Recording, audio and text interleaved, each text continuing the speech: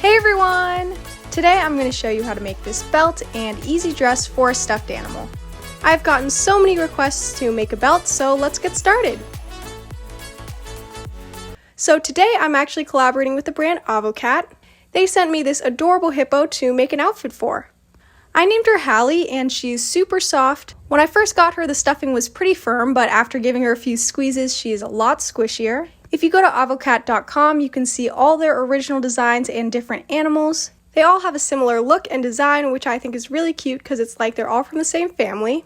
But you should definitely check them out. They have tons of different animals to choose from, so you're probably going to find one that you'll fall in love with. Now, she needs some clothes, so let's get to making this belt and dress. I'm going to be making my belt out of thin cardboard like a cereal box, or you could even use some cardstock.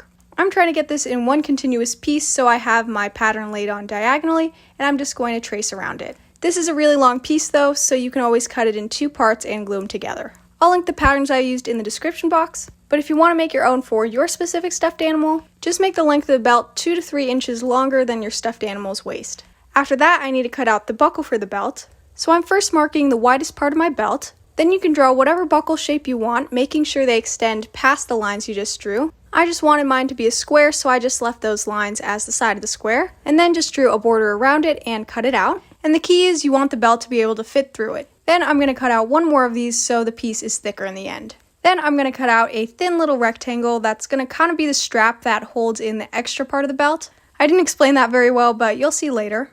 I'm going to pre-bend it a little bit by just wrapping it around the belt. Next, I'm going to cut out the little prong of the belt, and that's just a very thin rectangle with a rounded end. I made mine 2 inches at first, but I had to trim some off the end, so 1.5 inches is probably best. Now I'm going to fold up the flat end to around the middle, and just trace this top part and cut it out. I know this seems super complicated, but this is a real working belt, so it's definitely worth it. After that, I'm going to glue those two pieces I just cut out together, and then I can set that aside and move back to my buckle, and I've also cut a toothpick the same width as the buckle. Now I'm going to glue the two buckle pieces together and sandwich the toothpick inside at the ends. Something I randomly thought of in the middle of the night is I should have just made this piece one giant rectangle and folded it in half around the toothpick, because this was pretty tricky to do. And also, if you don't have a toothpick, you could always just use more cardboard.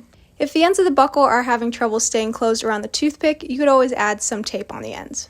Next, I'm going to grab the end of my belt that's not as tapered and just wrap that around the buckle and make a little fold. I ended up folding it over a little bit more because mine was too skinny at that end.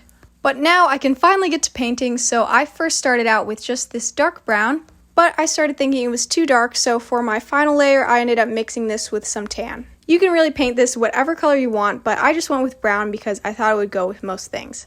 So here's me painting on that lighter brown color, and now I can set this aside and move on to the buckle.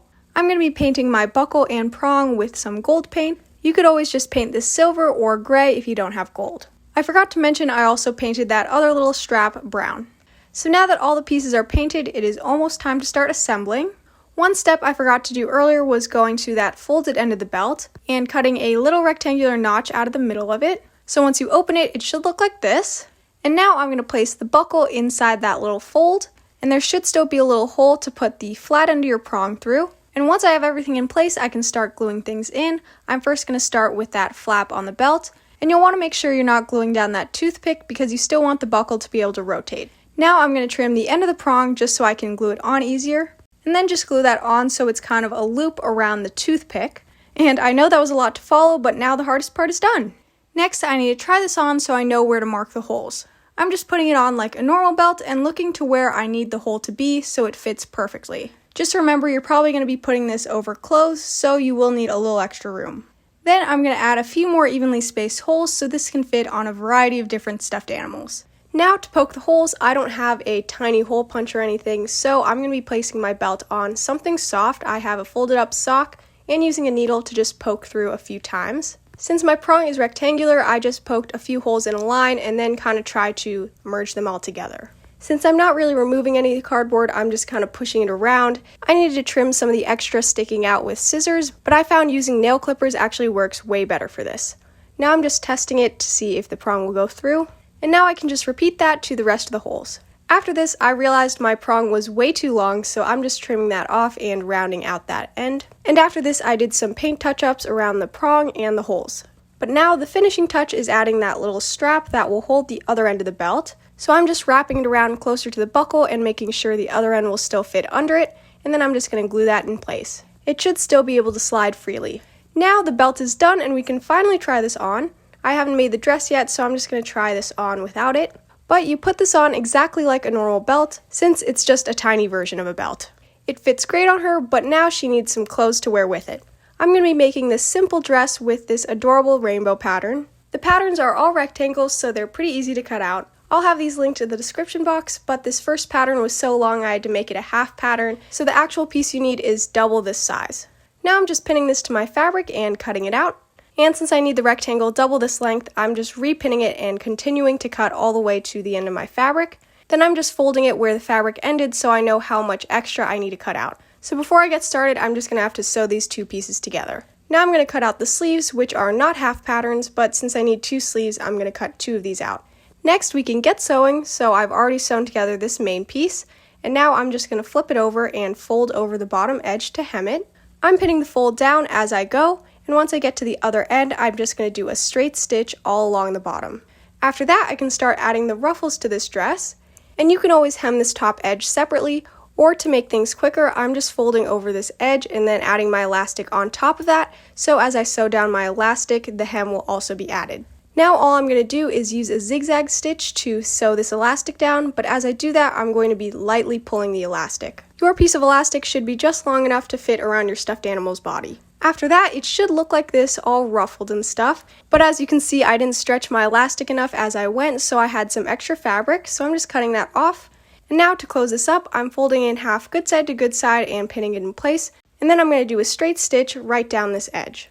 I also did a zigzag stitch on the side to seal in those raw edges, but now the main part of this dress is done. It really just looks like a skirt, but with the belt it will look more like a dress. And you can stop here, but I'm going to be making some sleeves. The steps for the sleeves are almost exactly the same. We're basically making some mini skirts for the arms, but I'm just going to first hem the bottom, and then do the same thing along the top with the elastic. The elastic I chose was super thin, which made sewing this a lot harder. Next time I would just cut a thicker piece off of a wider elastic, but now I'm just doing the same thing as last time, folding over the top edge and pulling the elastic as I go. After that, I'm going to add one extra detail and add a second elastic slightly below the first one, and that just gives me a wider ruffle at the top, but this is definitely optional. Now I've got kind of a double ruffle going on, and I can just close this up by folding it good side to good side and sewing down those open edges. After that, the sleeve is done, and after doing that a second time to get 2 sleeves, we have all the pieces we need to put together this outfit. I'm just pulling the dress up to go right below her arms, and now since it's looking a little puffy, I can add the belt right above her legs. And the belt really sections off the top from the skirt, which makes it look more like a dress. And since her torso is a little bit small, I ended up making a second, thinner belt for her. That way the belt isn't covering her dress too much. After that, you can add the sleeves, and you can actually sew these onto the dress, but I prefer to leave them unattached so you can kind of move them and adjust them whatever way you want, and it could even be a skirt for a smaller stuffed animal. You could either go with the off-shoulder look or pull them all the way up to just be normal sleeves. I even tried tucking some of it in so they are shorter, and this is a cute look too. I also wanted to quickly show you that other belt I made. I made the buckle round and the belt itself thinner. I really hope you enjoyed this video. Please give this video a like and comment any requests you have down below. I do get a lot though, so I'm still working on doing all of them. Thank you again to Avocatt for sending me one of their plushies. I love her so much and hope you like this video. I'll see you next time!